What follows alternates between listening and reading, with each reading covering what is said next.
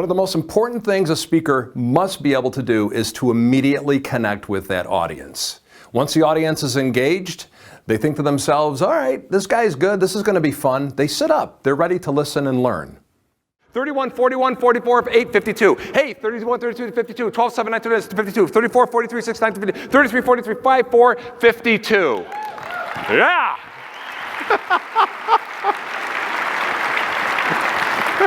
Okay, from the four corners of this unbelievable world-class global Delta Airlines, 32 plus 7 is what? Plus 9 is what? Plus 4 is what? 52. Thank you very much. Thank you very much. Oh, what the hell was that all about, huh? What's this guy do? Hey, who's got that piece of paper? Do me a favor, throw it to anybody you want. What an arm. Grab it. Somebody pick it up quickly. Pick it up. Pick it up. Stand up. Stand up. I want you to think of any number between 1 and 1,000, any number at all. Think of one. Do you have one? Shout loudly. What is it? 596. Do you want to change your mind? Okay. Do me a favor. Open up that piece of paper and shout loudly what I have written on it.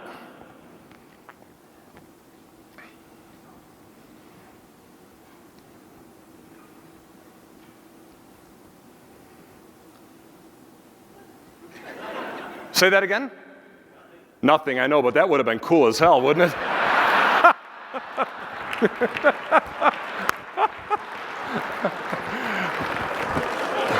Oh, I'm good, but I'm not that good. At the end of the day, the folks in that audience want real takeaways. They need something to bring home and put to work in their own businesses. So in a nutshell, what do I bring to the stage or to the room? Well, real business experience and expertise. I owned and operated a national advertising and branding agency for over 20 years. I've sat on several boards. I was part of 4 startups, 2 of which went public. So I have that expertise. I have that experience. I know what it takes to be an effective leader, how to inspire and passion and empower employees to create that passionate and collaborative culture. I know what it takes to be innovative, to be disruptive. I know how to create that one-of-a-kind emotional customer experience. And I know how to be profitable and sustainable. But most important, I have the ability to take all of that experience and transfer it to the folks I am speaking for. If you have anywhere in your corporate mantra that your mission is 100% customer satisfaction, get rid of it. Get rid of it.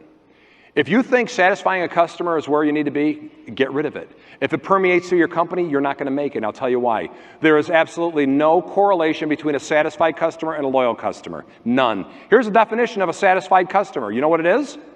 They'll stay with you till the next best deal comes along. That's it. You know what a satisfied employee will do? They'll stay with you until the next best offer comes along.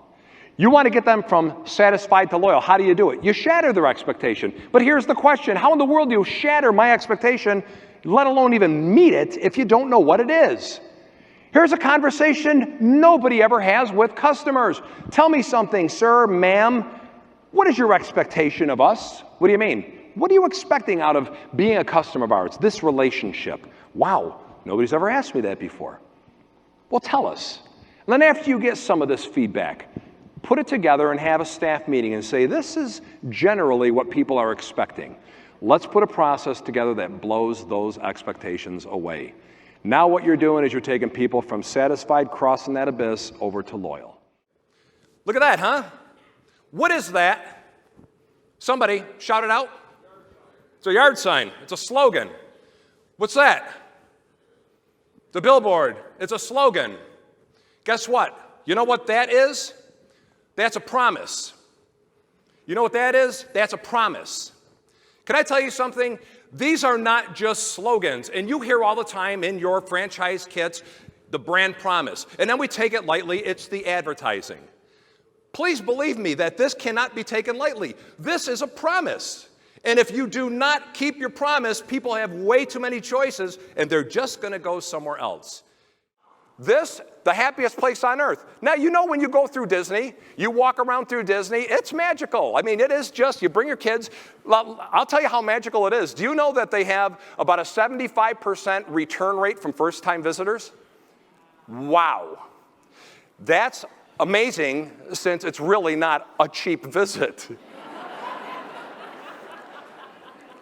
Now, you walk through the parks at Disney and you're walking around going, you know what? This is magic. It's not magic. Do you want to know what it is? It's process.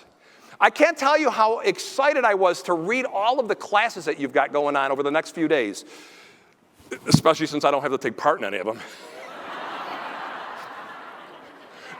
But what you're doing is you're creating process. Now, here's why Disney is so amazing and magical, because they know process in their sleep, to the point where all they have to focus on is the magical experience. Walt Disney, a lot of people don't know this about him, he was obsessed with process. Obsessed.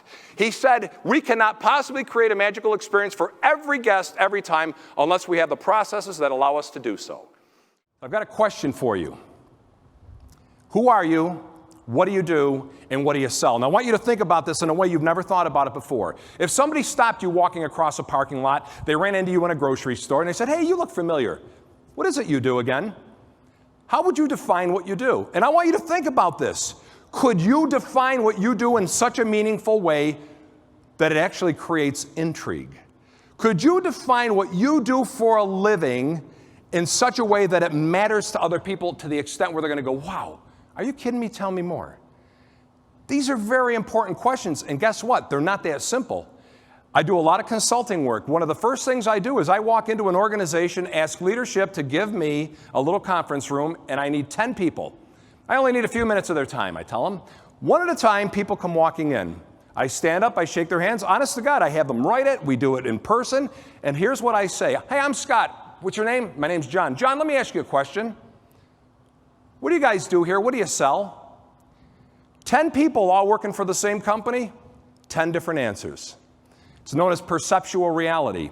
You see, what you think you sell and what your customers would love for you to provide are usually two very different things. How well you think you're doing for them and how well they think you're doing for them are always two very, very different things. Do you know in a national study not too long ago, nearly 90% of every executive said we provide a superior service to our customers. We provide a supreme, superior customer experience. When they turned the study around and they asked the customers, less than 8% gave those companies a superior rating. Perceptual reality. I'm going to show you in a little while what perceptual reality is and how dangerous it can be if we don't nail it, if we don't harness it. A couple of years ago, I asked you a question. I started off and I said, if somebody stopped you and said to you, hey, you look familiar, what do you do? I asked you, how would you respond to the question, what do you do? Today, I want to ask you this. If somebody stopped you and said to you, hey, why do you do what you do? How would you answer that? I want you to think about this. Why do you do what you do? And here's the question. As you're evaluating, as you're reflecting, is your why bigger than the what? In other words, is why you do what you do greater, bigger than, more important than the what, than the stuff you sell? Is the why bigger than the bottom line? Is the why bigger than you? Ask yourself this and be honest. All great, sustainable, profitable organizations are those who attract and keep passionate, intelligent, talented people. All great organizations, sustainable, profitable organizations, are organizations that have a culture of meaning and purpose. Now, this doesn't mean that you have to be working for a company that's trying to find a cure for cancer. It doesn't mean that. It doesn't matter what you sell, as long as the why is greater than the what. It doesn't matter. And it all begins and ends with you. Great cultures, sustainable organizations, organizations surrounded by passionate, talented, intelligent people are all the result of leadership. The proof is in the pudding. After all is said and done, That audience is going to let you know whether they liked you or not. I love you guys, and I appreciate you having me back. Thank you very much. Thank you.